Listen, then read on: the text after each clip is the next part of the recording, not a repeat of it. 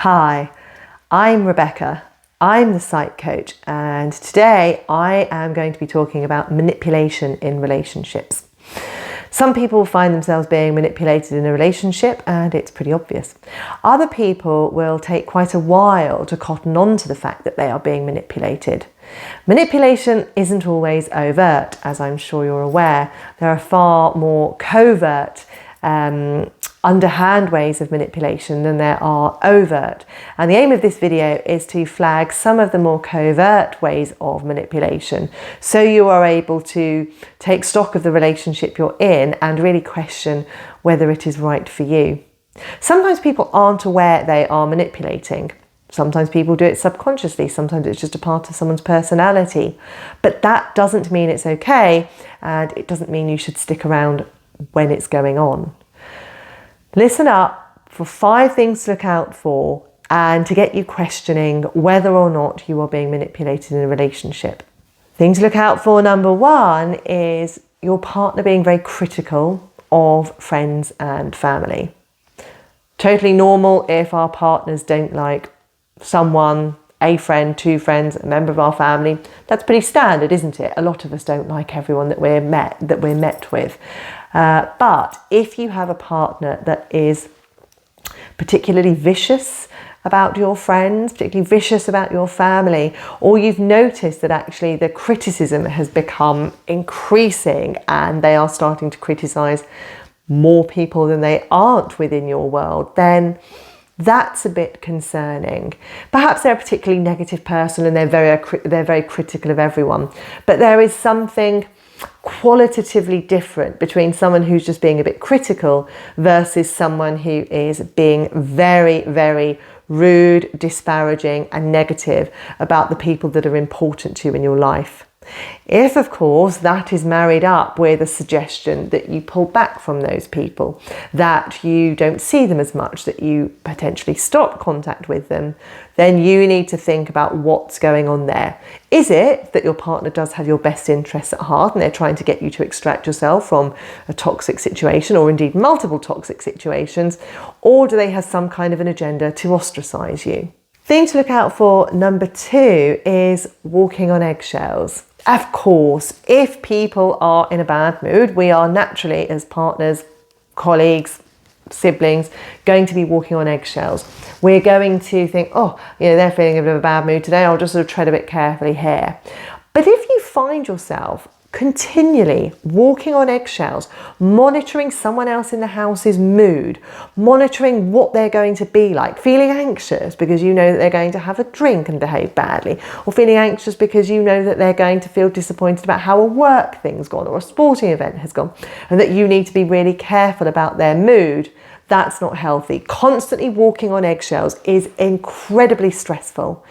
It's not healthy. It leads to high levels of stress in you.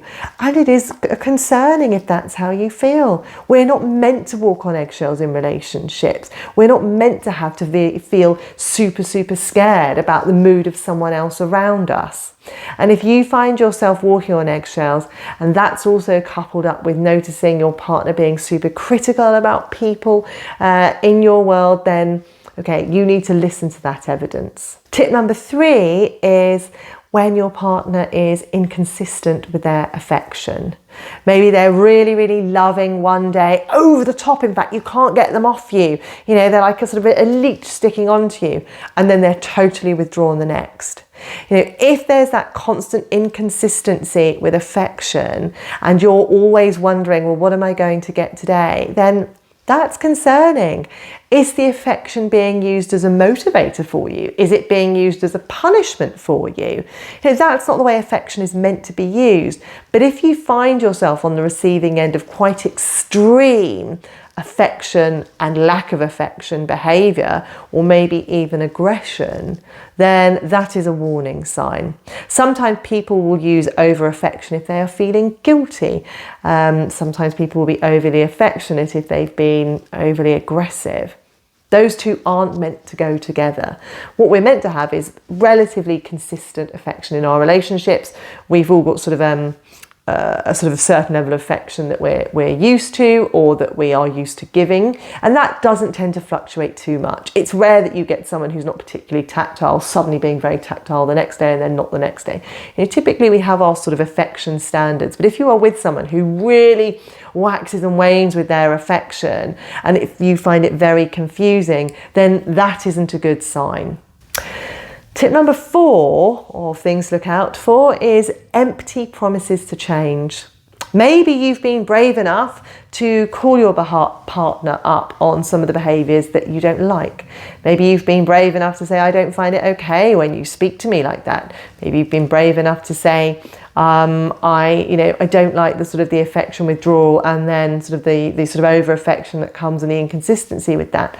And perhaps you are met with a promise that the individual will change. I promise I will change my ways. I promise to you that I will never do this again. I promise to you I won't speak to you badly. I promise you I won't swear at you. Yet if those empty promises constantly come to nothing, that is not okay. Someone making empty promises, or indeed someone making promises, is them acknowledging that they need to make some changes. If they are continually empty, by default they're acknowledging that they are continually doing the wrong thing. Don't accept empty promises. Someone is saying that they're going to change, they need to follow through with that. If they're not going to change, you need to follow through with the consequences of that too. And tip number 5 of warning signs to look out for is that your partner takes control of your self-care. Maybe you're blonde and you like having brown hair. Maybe you've got brown hair and you like having pink hair. Maybe there are particular dresses you like wearing because they're more figure hugging. Maybe there are particular shoes you like wearing because they make you feel taller, shorter, whatever it is. That's all okay, isn't it? But if you've got a partner who is taking control over what you're wearing by potentially buying you clothes that you wouldn't normally wear, or they are suggesting you don't wear certain things, or they're telling you outright that they simply don't want you to get a certain hair colour, or they don't want you wearing certain makeup, then that is not okay. We are in control of our self-care routines. We are in control of what we like wearing and what we don't like wearing. What colour you have your hair, what colour you choose to paint your nails, the makeup you like wearing or indeed don't wear. If you've got a partner who is trying to change those things, that is not okay. That in itself may not feel a problem to you, but if it is married up with some of the other manipulative points that I've made earlier, then you really need to talk to someone about the health of your romantic relationship and what you are going to try and do to remedy it. It could be that you need to start mulling over the concept of leaving.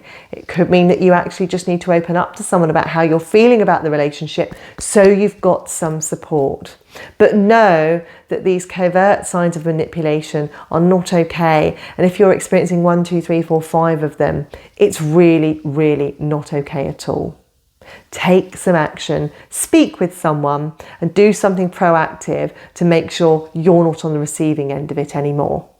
If you've enjoyed today's tips, hit the like button, subscribe to my channel, and I will give you plenty more tips on how you can use psychology on a day-to-day basis.